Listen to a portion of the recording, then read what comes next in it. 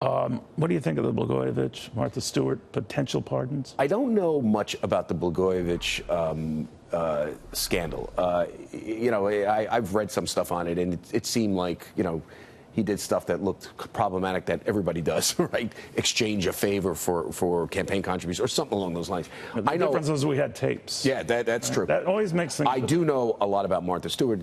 Give you a little history. I was a reporter with my partner at the time was a guy named Jerry Marcon. We were at the Wall Street Journal.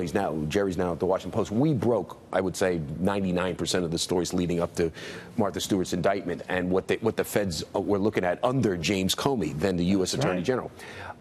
U.S. Attorney for the Southern District of New York. Here's the problem that I think Trump has in pardoning her.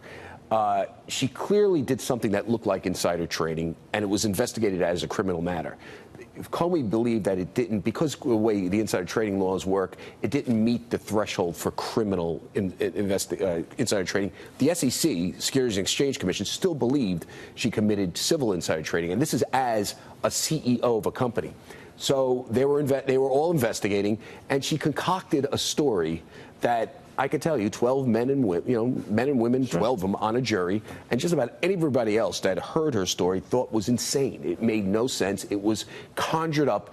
It was almost lied to. I don't want to call it a lie because that's a heightened level, but I believe it's so much BS that Comey had no chance but to indict her on a host of issues. The killer about that is she was a millionaire many times over, and this was something now, if she said, yeah, I did trade, because what happened was the story that came from her brokerage assistant was I gave her a tip-off on what the family that owned this company was doing, and she was in the stock. Remember, they said what qualifies as inside information. Yeah, and that was deemed inside info. Civilly. Maybe not criminally. She was in the slammer for a couple of years. But because she lied about it. She lied about her whole trade. She knew as a CEO, even a civil case. So what good would a pardon do now? Just would it expunge all that? Yes. Everyone knows. But here's the thing.